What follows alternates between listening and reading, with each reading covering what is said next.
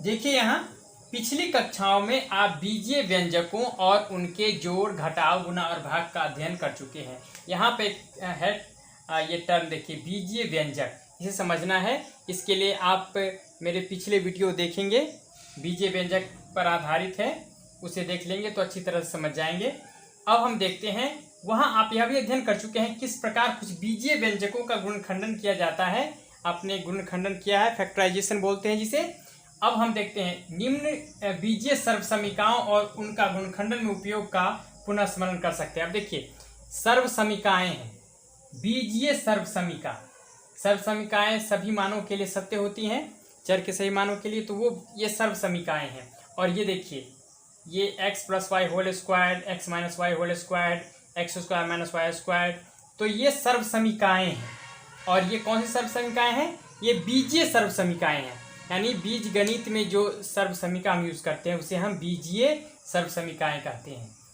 और इस अध्याय में सबसे पहले एक विशेष प्रकार के बीजीय व्यंजक का, जिसे बहुपद कहा जाता है, और उससे संबद्ध शब्दावली, टर्मिनोलॉजी का अध्ययन करेंगे। यानी इस अध्याय में हम एक विशेष प्रकार के बीजीय व्यंजक का अध्ययन करेंगे जिसे हम बहुपद कहते हैं, और उससे संबंधित जो पद हैं, जो टर्म्स हैं, जो शब्दावली हैं, उनका भी हम अध्ययन करेंगे।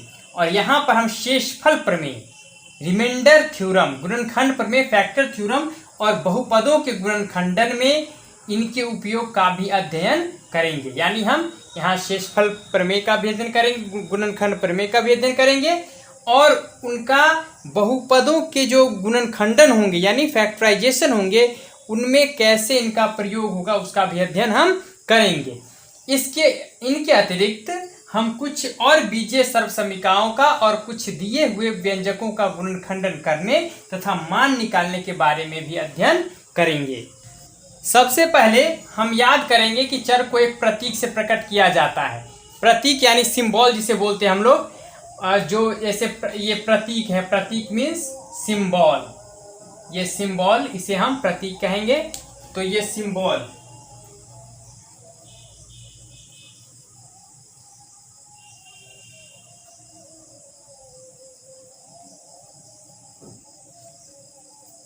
जो कोई भी वास्तविक मान धारण कर सकता है। हम चरों को x, y, z आदि से प्रकट करते हैं। ध्यान रहे कि 2x, 3x, -x, -1y(x) बीजीय व्यंजक हैं। ये सभी व्यंजक एक अचर गुणे x के रूप में है। आप देख सकते हैं कि यह 2 एक अचर है, जबकि 3, यहाँ देखिए, आप देख सकते हैं 2x में यहाँ 2 एक अचर है, 2 अचर है, और ये x है, ये चर है। चर और अचर के गुणनफल के रूप में ये लिखा गया है, ये देखिए। तो ये चर और अचर के गुणनफल के रूप में सब लिखे गए हैं, ये सभी व्यंजक, और इन सभी व्यंजक को हम बीजीय व्यंजक कहते हैं। अब मान लीजिए कि हम ऐसा व्यंजक लिखना चाहते हैं जो कि एक अचर गुना एक चर है, और हम यह नहीं जानते हैं कि अचर क्या है। ऐसी स्थिति में हम अचर को a, b, c आदि से प्रकट करते हैं। अतः व्यंजक मान लीजिए ax होगा। अगर हम अचर को a मान लें और चर को x मान लें तो व्यंजक क्या हो जाएगा? ax। अब फिर देखिए, फिर भी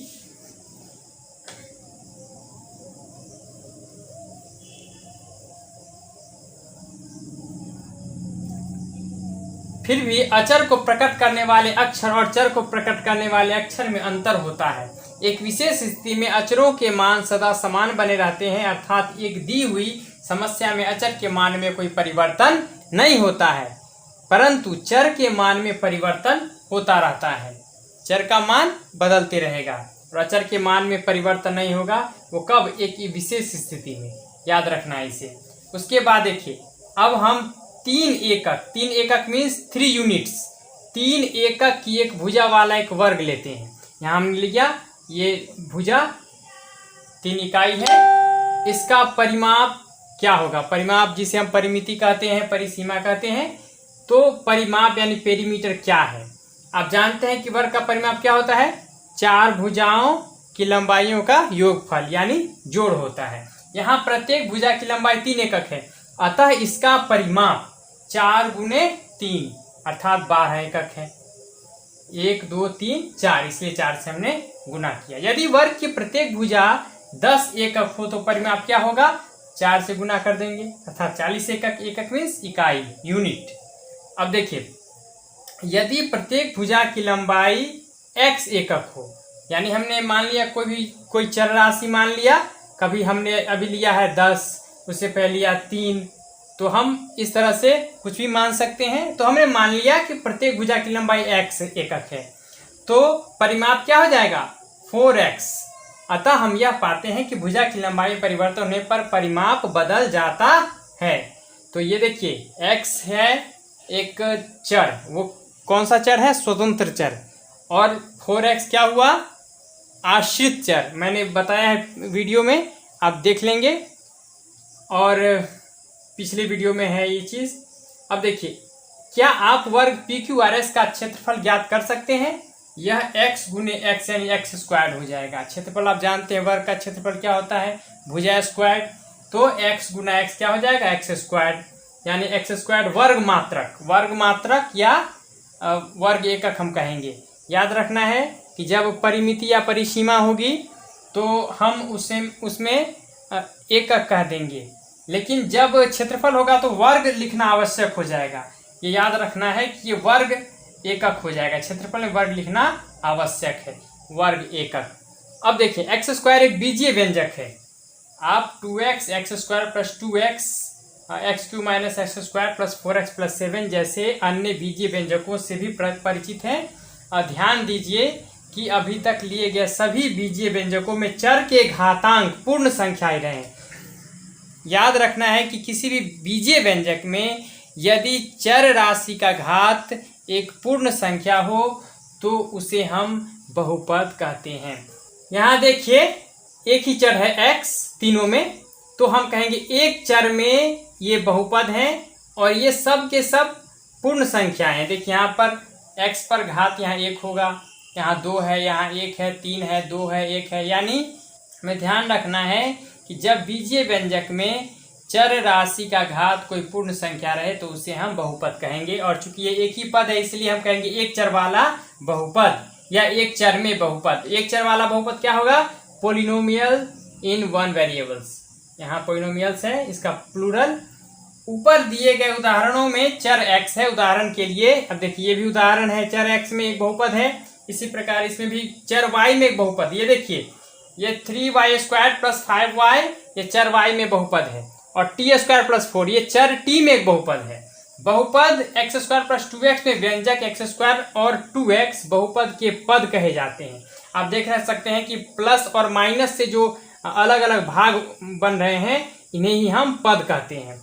तो यहाँ देखिए, इसी प्रकार बहुपद 3y square plus 5y plus 7 में 3 पद हैं, अर्थात कौन कौन है। देखिए, प्लस को हटा दीजिए तो 3 स्क्वायर हो जाएगा, फिर ये 5y और यहाँ 7, तो 3 टुकड़ों में बढ़ जाता है। तो ये देखिए 3 पार्ट हैं, यानी 3 पद हैं। क्या आप बहुपद, अब देखिए यहाँ देखिए, आप बहुपद के पद लिख सकते हैं। अब इसके पद क्या क्या होंगे बताइए।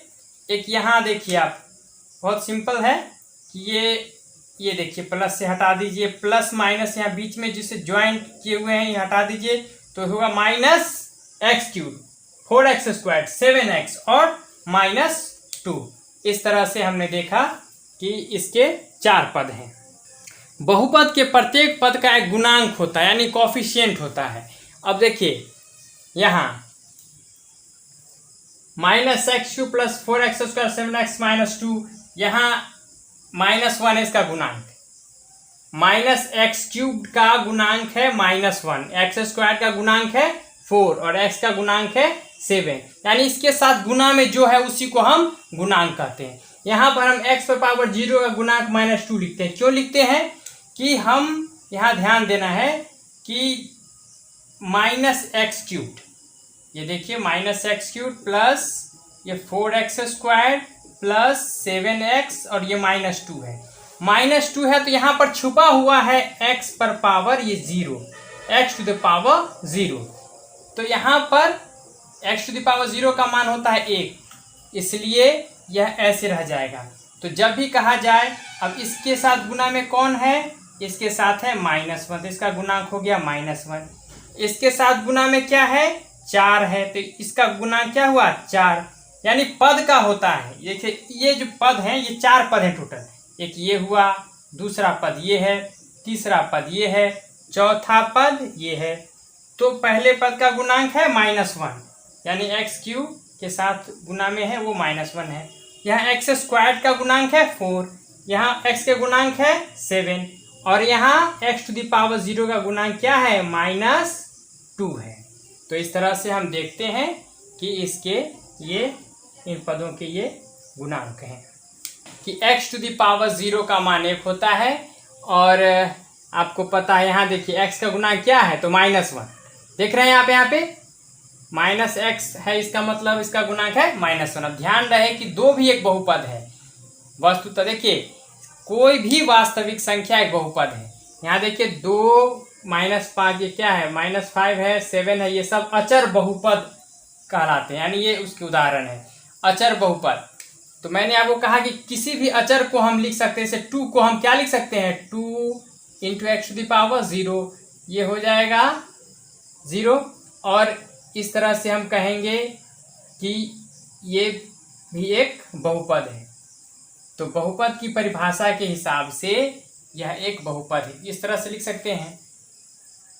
तो बहुपद यानी चर राशि पर पावर क्या होना चाहिए, कोई भी पूर्ण संख्या। तो यहाँ पावर क्या है पूर्ण संख्या है, यानी 0 है, इसलिए सभी वास्तविक संख्याएं अपने आप में बहुपद हैं, और इन्हें हम अचर बहुपद कहते हैं, अचर कांस्टेंट पॉलिनोमियल, क्योंकि वो बदल नहीं सकता है। अब अचर बहुपद 0 को शून्य बहुपद कहा जाता है। 0 भी एक बहुपद है, और 0 को हम शून्य बहुपद कहते हैं। साथ ही जैसा कि उच्च कक्षाओं में आप पढ़ेंगे, सभी बहुपदों के संग्रह में शून्य बहुपद एक अति महत्वपूर्ण भूमिका निभाता है। ये उच्च कक्षा की बात है, इस पर हम ध्यान नहीं देंगे। अब आगे बढ़ते हैं। देखिए अब आप x + 1/x √x + 3 और ये cube root of y + y² है, जैसे बीजीय व्यंजक लीजिए। क्या आप जानते हैं कि आप x + 1/x को हम इस तरह लिख सकते हैं, आप जानते हैं पहले से ही घातांक के नियम में आप फर्स्ट चैप्टर पढ़ेंगे क्लास 9 वाले, तो फर्स्ट चैप्टर में है, आप वीडियो देख लेंगे।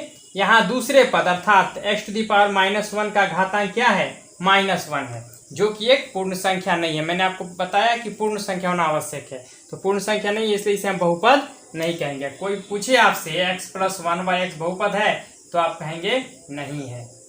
तो इस बात का हमें ध्यान रखना है, महत्वपूर्ण प्रश्न है, मैट्रिक की परीक्षा में यह पूछा जाता है। चलिए तो अब देखें, यह बीजीय व्यंजक एक बहुपद नहीं है। साथ ही √x + 3 को हम x टू द पावर 1/2 + 3 के रूप में लिख सकते हैं। अब देखिए ऐसा अगर लिखेंगे तो ये भी बहुपद नहीं, क्योंकि 1/2 क्या है, यहाँ x का घातांक 1/2 है, जो कि एक पूर्ण संख्या नहीं है। तो क्या आप यह समझते हैं कि √x + 3 एक बहुपद है? नहीं, यह एक बहुपद नहीं है। अब देखिए इसके बारे में क्या बहुपद है, तो आप जानते हैं कि इस तरह से हम अगर लिखेंगे, यहाँ पर 3 रहे तो इसको अगर हम लिखेंगे तो y पर पावर 1/3 क्या हो जाएगा 3 हो जाएगा, y टू द पावर 1/3, और 1/3 is not a whole number, यह एक पूर्ण संख्या नहीं है, इसलिए इसे हम बहुपद नहीं कहेंगे। यदि एक बहुपद में चर x हो तो हम बहुपद को p(x) या q(x) या r(x) आदि से प्रकट कर सकते हैं। उदाहरण के लिए हम यह लिख सकते हैं p(x) = 2x² + 5 - 3। इस तरह से हमने सब देखा। q(x) = x³ - 1, r(y) = y³ + y + 1, and s(u) = 2 - u - u² + 6u to the power 5। तो हम देखते हैं कि बहुपद को हम p(x), q(x) या r(x) से लिख सकते हैं। अब हम आगे देखें, बहुपद में परिमित संख्या में कितने भी पद हो सकते हैं। परिमित मीन्स जिसको हम काउंट कर सकते हैं, फाइनाइट बोलते हैं जिसे। तो परिमित मीन्स फाइनाइट। तो उदाहरण के लिए यहाँ देखिए x पर पावर ये 150 है, फिर यहाँ पर क्या है 149 है। इस तरह से घटते घटते यहाँ x पर पावर 0 आ गया, तभी इसका मान यहाँ 1 लिखा हुआ है। एक बहुपद है जिसमें 151 पद है। देख सकते हैं 150 से शुरू होकर के जब यहाँ तक आएंगे तो कुल मिला के 151 पद होंगे। अब बहुपद 2x 5x³ minus 5x² y और u⁴ लीजिए। क्या आप देखते हैं कि इन बहुपदों में से प्रत्येक बहुपद का केवल एक पद है। केवल एक पद वाले बहुपद को एक पदी कहा जाता है। अंग्रेजी शब्द मोनो का अर्थ है एक। मोनोमियल याद रखिएगा, बहुपद में जिसमें केवल एक पद हो वैसे बहुपद को मोनोमियल बोलते हैं। इंग्लिश में, हिंदी में बोलते हैं एक पदी बहुपद। यहाँ देखिए एक पदी हुआ, तो ये सब के सब एक पदी हैं। देख रहे हैं कोमा से अलग है सब। तो ये 1 2 3 4 5 6 ये 6 एग्जाम्पल आपको एक पदी बहुपद के मिल गए, यानी मोनोमियल के मिल गए। अब हम देखें नीचे। अब नीचे दिए गए बहुपदों में से प्रत्येक पर ध्यान दीजिए। तो अब देखिए इन सब पर ध्यान देना है। p(x) है, मैंने पहले ही आपको बताया है यहाँ कि जो बहुपद हैं उन्हें हम इस तरह से p(x), q(x), r(x) से सूचित करते हैं।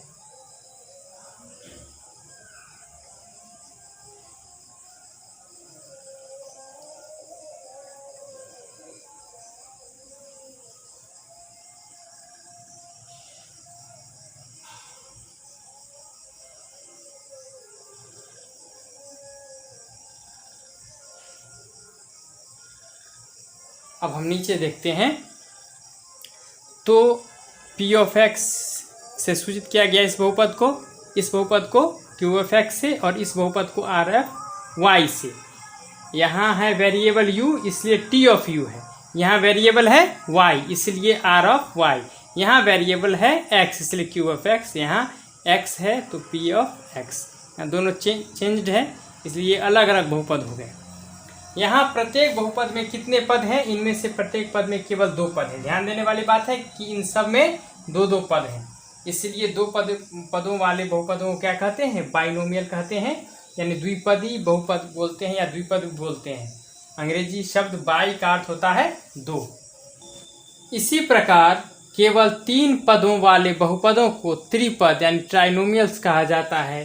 अंग्रेजी शब्द ट्राई का अर्थ है 3। त्रिपद के कुछ उदाहरण ये हैं, आप देख सकते हैं। ये 4 उदाहरण त्रिपद के दिए गए हैं। इसी प्रकार केवल 3 पदों वाले बहुपदों को त्रिपद यानी ट्राइनोमियल्स कहा जाता है। अंग्रेजी शब्द ट्राई का अर्थ होता है 3, जैसे ट्राइएंगल होता है त्रिभुज के लिए। त्रिपद के कुछ उदाहरण ये हैं, p(x) आप देख सकते हैं यहाँ, और q(x), r(u) और t(y), क्योंकि ये y चर में है इसलिए t(y) लिखा गया है। ये u चर में है बहुपद इसलिए r(u) लिखा गया है। तो त्रिपद के हमने 4 उदाहरण यहाँ देखा। अब ये देखिए, अब बहुपद p(x) को देखिए। इसमें x से अधिकतम घात वाला पद कौन सा है बताइए? इसमें 7 है पहला पद, इसमें घात कितना है? 7, अधिकतम 7 है। तो यह पद ये है और इस पद में x का घातांक कितना है? 7 है। इसी प्रकार बहुपद q(5) में देखिए, यहाँ देखिए q(5) माना गया है। तो यहाँ देखिए 6 के अधिकतम घात वाला पद क्या है? देखिए y के अधिकतम घात वाला पद क्या है? 5y⁴ ये 6 है और इस पद में y का घातांक 6 है, इसलिए इस बहुपद में चर के अधिकतम घात वाले पद के को हम क्या कहेंगे?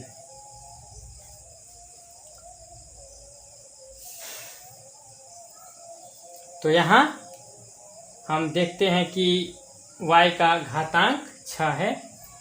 अब देखते हैं एक बहुपद में चर की अधिकतम घात वाले पद के घातांक को बहुपद की घात कहते हैं। बहुत महत्वपूर्ण बात है ये कि अधिकतम जो घातांक होगा उस पद को हम कहेंगे डिग्री ऑफ द पोलिनोमियल।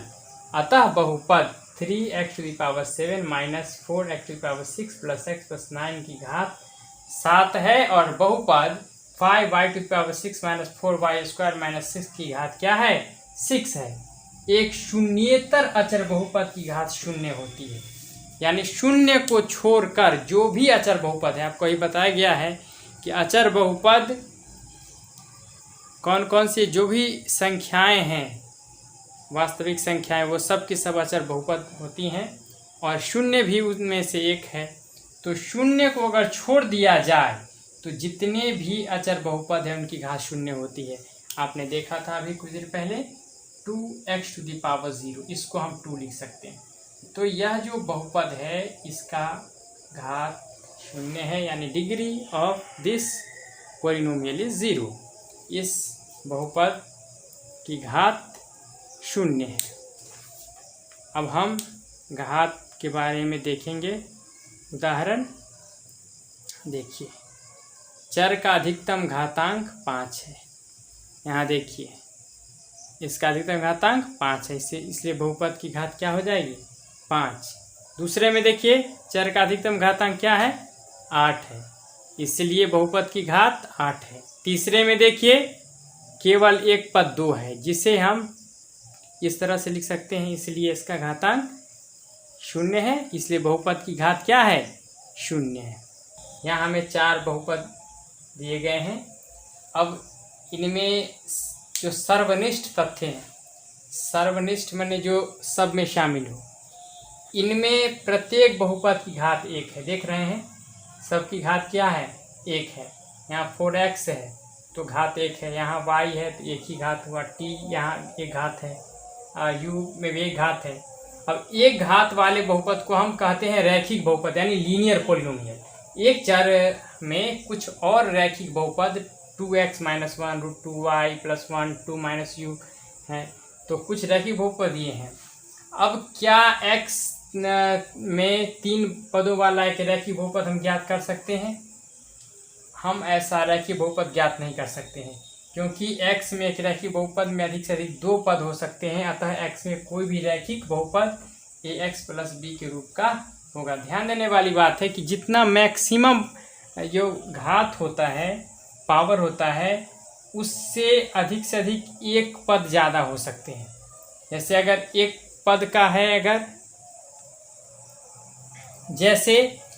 अगर बहुपद का घात 2 है तो उसमें अधिक से अधिक 3 पद हो सकते हैं। अगर 3 है तो अधिक से अधिक 4 पद हो सकते हैं। अगर बहुपद का घात 4 है तो अधिक से अधिक 5 पद, यानी जितना है घात उससे एक ज़्यादा अधिकतम पदों की संख्या हो सकती है। तो यहाँ पर हम ax + b अगर लिख देंगे तो यह रैखिक बहुपद का उदाहरण हो गया, यानी इसका घात 1। एक घात वाले बहुपद को क्या कहते हैं? रैखिक बहुपद। अब यहाँ a b अचर हैं, ये 0 के बराबर नहीं है। अगर 0 के बराबर हो जाएगा तब तो फिर ये पद ही गायब हो जाएगा, इसलिए a को 0 के बराबर नहीं होना है। अब ये y में एक रैखिक बहुपद है, ay + b y में एक रैखिक बहुपद है। अब इन बहुपदों को लीजिए। क्या आप इस बात से सहमत हैं कि ऊपर दिए गए सभी बहुपद घात 2 वाले हैं? बताइए, सबका घात क्या है? 2 है। अवश्य आप इससे सहमत होंगे। घात 2 वाले बहुपद को द्विघाती या द्विघात बहुपद बोलते हैं, क्वाड्रेटिक पॉलिनोमियल हम बोलते हैं उसे। तो ये सब के सब क्वाड्रेटिक पॉलिनोमियल हैं, यानी द्विघाती या द्विघात बहुपद हैं। ये द्विघाती बहुपद के कुछ उदाहरण आपको दिए गए हैं। क्या आप एक चर में 4 अलग अलग पदों वाले द्विघाती बहुपद को लिख सकते हैं? आप देखेंगे कि एक चर में एक द्विघाती बहुपद के अधिक से अधिक 3 पद होंगे। यदि आप कुछ और द्विघाती पद बना सके तो आप पाएंगे कि x में कोई भी द्विघाती बहुपद x² + bx + c के रूप का होगा, जहां a 0 के बराबर नहीं होगा और a b c अचर हैं। इसी प्रकार y में द्विघाती बहुपद ay² + by + c के रूप का होगा, जबकि a ≠ 0 और a b c अचर हों। फिर उसी प्रकार 3 घात वाले बहुपद को त्रिघाती बहुपद यानी क्यूबिक पॉलिनोमियल कहा जाता है। x में त्रिघाती बहुपद के कुछ उदाहरण आप देख सकते हैं। यहाँ पर ये 3 घात वाले हैं और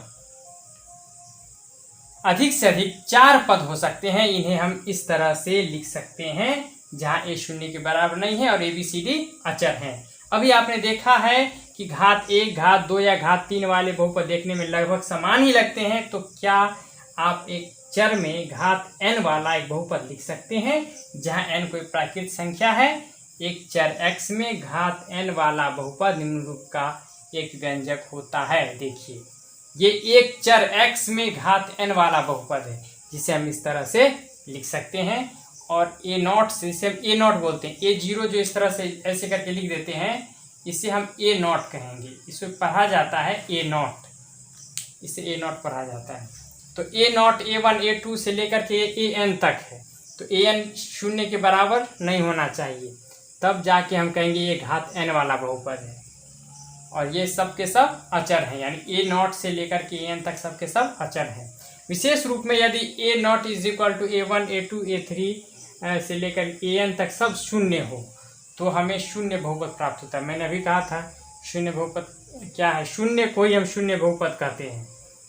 तो इसे हम इस तरह से ओ से प्रकट करते हैं। शून्य बहुपद की घात क्या होती है? शून्य बहुपद की घात परिभाषित नहीं है। बहुत ही महत्वपूर्ण ये रिजल्ट। आगे बढ़ते हैं। अभी तक हमने केवल एक चर वाले बहुपदों के बारे में अध्ययन किया है। हम एक से अधिक चरों वाले बहुपद भी प्राप्त कर सकते हैं। उदाहरण के लिए देखिए x² + y² + x y z, जहाँ चर x y और z है, तो तीन चरों में एक बहुपद। यहाँ देख सकते हैं x भी है, y भी है और z भी है, तो ये बहुपद है। इसी प्रकार ये भी बहुपद है जिसमें तीन चर यहाँ भी है, p q और r, यहाँ तीन चर है, तो ये तीन चर वाले बहुपद हैं। यहाँ देखिए ये दो चर में बहुपद है। चर कौन कौन है? u और v है। क्रमशः तीन चरों और दो चरों में बहुपद है। इस प्रकार के बहुपदों का विस्तार से अध्ययन हम बाद में करेंगे। तो अब हम प्रश्नावली पे आ गए हैं। अब प्रश्नावली में क्या क्या प्रश्न है देखिए। ये है पहला प्रश्न है, ये इसमें है कौन कौन एक चर में बहुपद है और कौन कौन नहीं है, कारण के साथ अपने उत्तर देना है। तो कौन कौन है और कौन कौन नहीं है, तो बताइए पहला में ये बहुपद है या नहीं है? किस चर में? एक चर में बहुपद है। एक चर में है या नहीं वो देखना है। देखिए केवल x है बहुपद, यह एक चर में बहुपद है क्योंकि वो केवल x है, इसलिए यह बहुपद एक चर में हो गया। फिर यहाँ देखिए ये दो चर में है कि एक चर में है? ये देखिए केवल एक चर में, ये y में है। ये किस में है? ये बहुपद ही नहीं है। ये बहुपद क्यों नहीं है? ये बहुपद है, ये बहुपद है क्योंकि यहाँ 3 ये रूट अंडर ये t है और प्लस ये t√2 है। तो यहाँ इसको हम लिखेंगे तो 3 और t पर पावर क्या हो जाएगा? 1/2 हो जाएगा। तो इसलिए हम इसे हम कहेंगे कि यह बहुपद नहीं है, क्योंकि इसके लिए हमें पूर्ण संख्या होना चाहिए था। यहाँ देखिए घात के रूप में क्या होना चाहिए था? कोई भी पूर्ण संख्या हमें लेना चाहिए था, लेकिन नहीं, घात के रूप में हमेशा कोई ना कोई पूर्ण संख्या का होना आवश्यक है, लेकिन यहाँ पर पूर्ण संख्या नहीं है 1/2, इसलिए यह बहुपद नहीं है। यहाँ देखें y + 2/y है, तो y तो है और 2/y, अब ये y चला जाएगा ऊपर, तो हम इसे क्या लिखेंगे? -1 पावर कर देंगे। तो चूंकि ये होल नंबर नहीं है यानी पूर्ण संख्या नहीं है, इसलिए ये भी बहुपद नहीं है। तो ये भी बहुपद नहीं है, ये भी बहुपद नहीं है, यानी ये भी नहीं होगा। अब यहाँ देखिए पांचवा उदाहरण, यहाँ सब देख सकते हैं कि सब पूर्ण संख्या है घात के रूप में। तीन यहाँ हैं x, y और t, ये तीन चर राशियाँ हैं और इनके घात पूर्ण संख्या हैं, इसलिए यह एक बहुपद होगा। यह भी बहुपद है। x² का गुणांक यहाँ है 1, यहाँ क्या है? -1, यहाँ क्या है? π/2, यहाँ क्या होगा? 0 होगा। क्यों? क्योंकि यहाँ x² है ही नहीं, इसलिए इसका गुणांक होगा 0। हम ऐसे लिखेंगे, अगर मान लीजिए 0 × x² + √2x और -1, तब जाके होगा। तो ये इसका गुणांक यहाँ पे 0 हो गया। तो दूसरा भी हो गया। अब है तीसरा प्रश्न।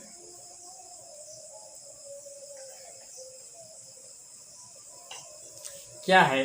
द्विपद और इस 100 घात एक पद का एक एक उदाहरण। तो 35 घात का हम ले लेते हैं, x पर पावर हम 35 ले लेते हैं और y पर पावर हम मान लीजिए 10 ही ले लेते हैं।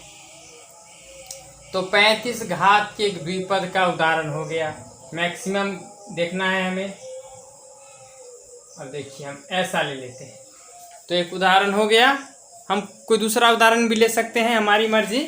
हम ऐसा भी ले सकते हैं, 35 ऐसे भी लिख सकते हैं, ऐसे भी लिख सकते हैं, हमारी मर्जी। तो बहुत सारे उदाहरण हो सकते हैं। और 100 घात की एक पदी का एक उदाहरण देना है। 100 घात का एक पदी हम मान लीजिए जेड पर ले लेते हैं, जेड पर पावर हम 100 ले लेते हैं तो हो गया। तो ये क्वेश्चन नंबर 3 भी हो गया, 2 भी हो गया। अब 4 की बारी है। 4 में है प्रत्येक बहुपद की घात। बताइए इसकी घात क्या है? इस बहुपद की घात क्या हो जाएगी? ये 3 है, घात बराबर 3। इसकी घात हो जाएगी, इसकी घात है 2, इसकी घात कितनी है? 1। इसकी घात क्या हो जाएगी? अब ऐसे हम लिख दें, इसकी घात बराबर 1, है ना। अब इसकी घात लिखेंगे तो हम 2 कहेंगे। ये 0, इसकी घात क्या है? 0 है। तो हमने सबका घात लिख दिया।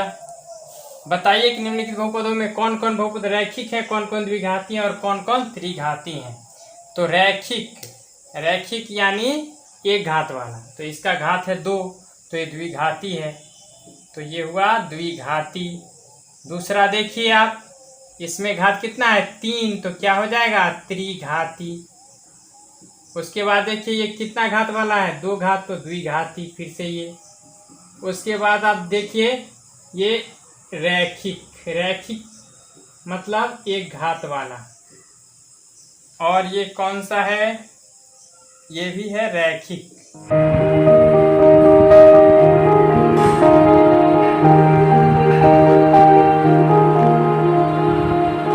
अगर आपको यह वीडियो अच्छा लगा है तो इसे अपने दोस्तों और रिश्तेदारों को शेयर करें। इस चैनल को सब्सक्राइब करें। अगर आप चाहते हैं कि मेरे लेटेस्ट वीडियोस आप तक सबसे पहले पहुंचे तो घंटी के निशान को ज़रूर दबाएं।